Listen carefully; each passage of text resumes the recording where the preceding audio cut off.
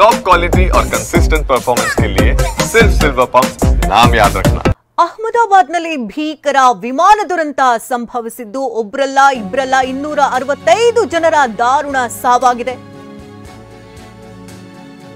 ವಿಮಾನ ಬಿದ್ದಂತ ರಭಸಕ್ಕೆ ಕಟ್ಟಡದಲ್ಲಿದ್ದಂತ 24 ಮಂದಿ ಸೇರಿದಂತೆ 265 ಜನರ ಸಾವಾಗಿದೆ. ದುರಂತ ಸ್ಥಳದಿಂದ ಎಲ್ಲಾ ಮೃತದೇಹಗಳ ಸಂಗ್ರಹ ಆಗಿದ್ದು ಅಹಮದಾಬಾದ್ನ ಸಿವಿಲ್ ಆಸ್ಪತ್ರೆಗೆ ಮೃತದೇಹಗಳನ್ನು ರವಾನಿಸಿದ್ದಾರೆ.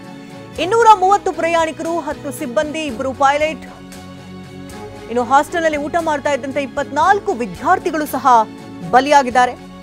ನಿನ್ನೆ ಮಧ್ಯಾಹ್ನ ನಡೆದಂತಹ ಘಟನೆ ಇದು.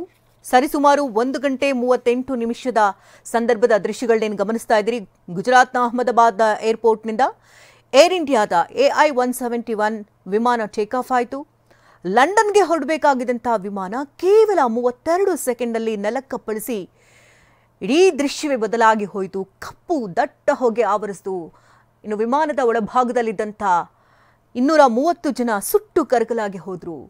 ಇನ್ನು ಏಕಾಏಕಿಯಾಗಿ ಈ ವಿಮಾನ ಬೆಂಕಿಗೆ ಆಹುತಿಯಾಗಿ ಹಾಸ್ಟೆಲ್ ಮೇಲೆ ಬಿದ್ದಿದ್ದರಿಂದಾಗಿ 24 ವಿದ್ಯಾರ್ಥಿಗಳು ಊಟ ಮಾಡ್ತಾ ಇದ್ರು.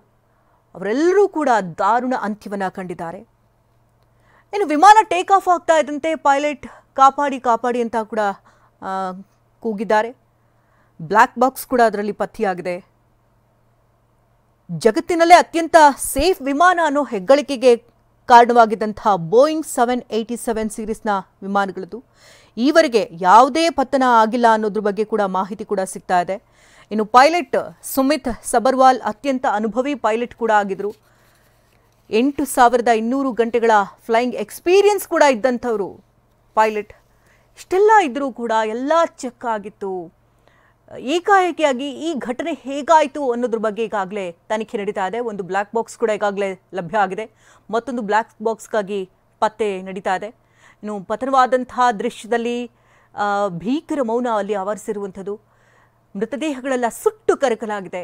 ದೇಹಗಳನ್ನು ಈಗಾಗಲೇ ಆಸ್ಪತ್ರೆಗೆ ರವಾನಿಸಿದ್ದಾರೆ ಮರಣೋತ್ತರ ಪರೀಕ್ಷೆಗಾಗಿ. ಇನ್ನು ಅಲ್ಲಿ ಯಾರು ಏನು ಎತ್ತ ಯಾವುದೂ ಕೂಡ ಗೊತ್ತಾಗದಂತಹ ಪರಿಸ್ಥಿತಿ. ಯಾಕೆಂದರೆ ಮೃತದೇಹಗಳೆಲ್ಲವೂ ಕೂಡ ಸುಟ್ಟು ಬೂದಿಯಾಗಿದೆ. ಕೆಲವೊಂದು ಮೃತದೇಹಗಳನ್ನು ಸುಟ್ಟು ಕರಕಲಾಗಿದೆ. ಹಾಗಾಗಿ DNA ಟೆಸ್ಟ್ಗಾಗಿ ಆಸ್ಪತ್ರೆಗೆ ಮೃತದೇಹಗಳನ್ನು ರವಾನಿಸಿದ್ದಾರೆ.